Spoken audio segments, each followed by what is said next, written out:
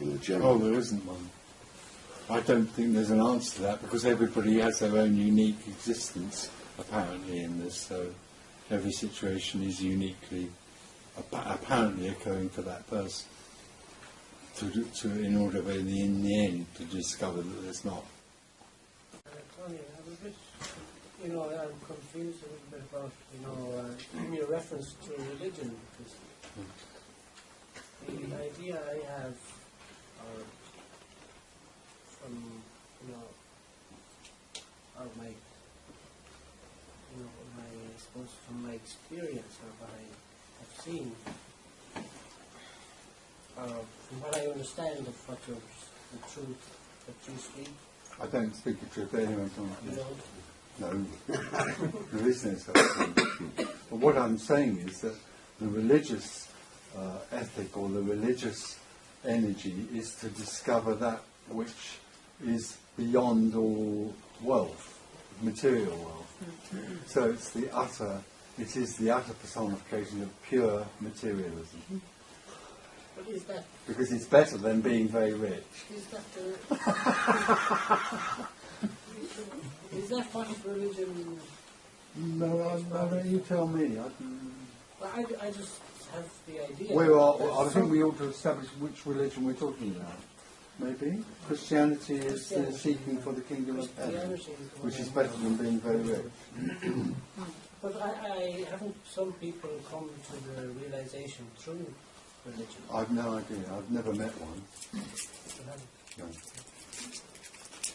Nobody can realise that they are nobody through any process, because all process reinforces the idea that there's somebody who has to be in a process. All process just reinforces separation. Because all process is the belief that there's somewhere else to get to. What can arise notwithstanding? Sorry? What liberation can arise notwithstanding all this? Oh, liberation is in the slightest bit interest in Christianity or anything else. I mean, a devout Christian can become liberated. Or Believe it or not. anybody.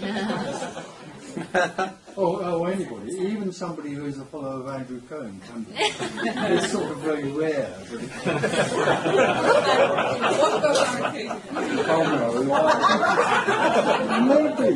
maybe. But to go back to your question, surely all religion is a longing for something other than this. But you just said then that people who can achieve or reach liberation through Christianity or religion. No, liberation can happen despite being a Christian. It won't happen because of it, obviously.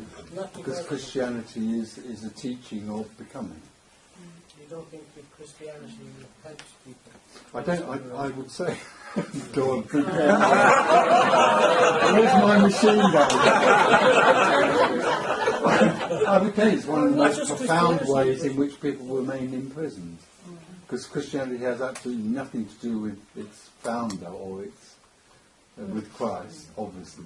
So as the institutional... I mean, Christianity already has completely ignored Christ's teachings in almost every way, I would say. So it's got nothing to do with...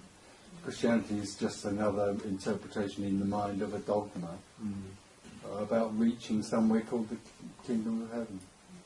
That's the way with most religions, though. The basic message is correct. But, no, it isn't. There is no message, but underlying that is something else which isn't a message. But the mind gets hold of what it wants to get hold out of what's been apparently said by its founder and turns it into a dogma. But the actual words of Christ are surely saying what you're saying. I don't know that.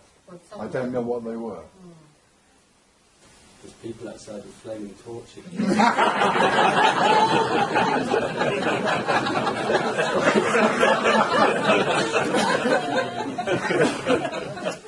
There's a big black car with sort of black windows and sort of nozzles.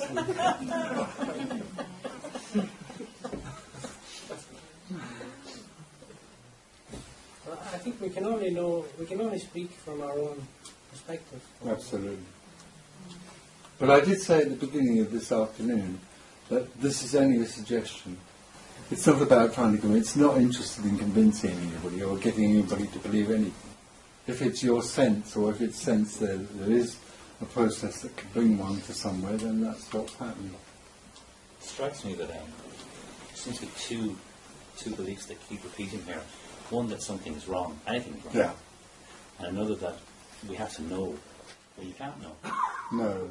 And we can't sit in on knowing. No. So it's this drive to know, which is impossible. Yeah. And there's this theory, this feeling that something is wrong. Yeah. Which Something, is also which is crap. also. No, you're right. It does go on. But of course, both of those activities come directly out of the mind. It's just the mind. What's going on here, in a way, is that the mind is meeting nothingness.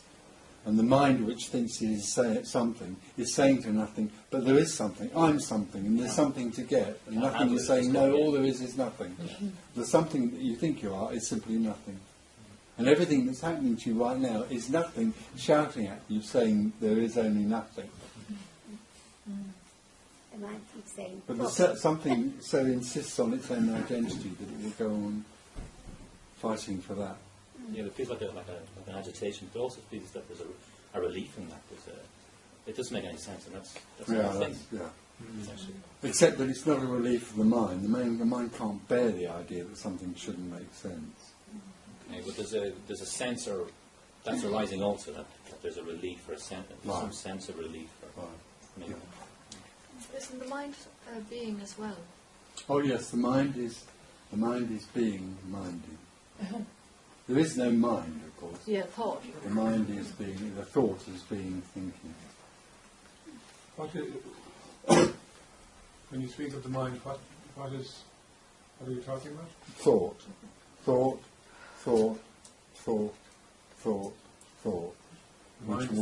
Which then, in some way or other, can be seen as a succession of thinking, which, it's thought, but then it can be seen as a whole succession of thinking that comes very quickly and turns into a propeller called the mind.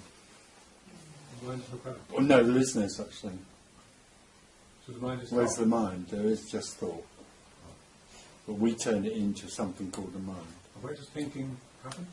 Thinking is nothing arising as thinking.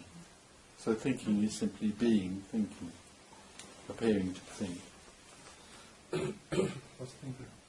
Thinking is a collection of, you could say in simple terms, words which seem to make sense and tell a story. In simple terms. It's so seductive. Sorry. It's so seductive, the delusion of the thoughts, because if I expect I think about my grandparents, I don't think about your grandparents. So it kind No, I've noticed that. You haven't talked about them for a long time. well, I don't think about them, but you know, absolutely. It's an a reinforced, identity. We grow up respecting thinking. We grow up and we're taught how to think in order to negotiate in the world. So we grow up respecting what we think is the mind in simple terms.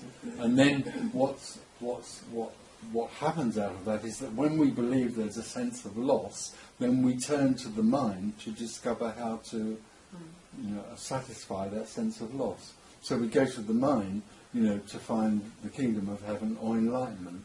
And there's lots of material out there that comes from the mind that seems to direct us towards the possibility of becoming enlightened.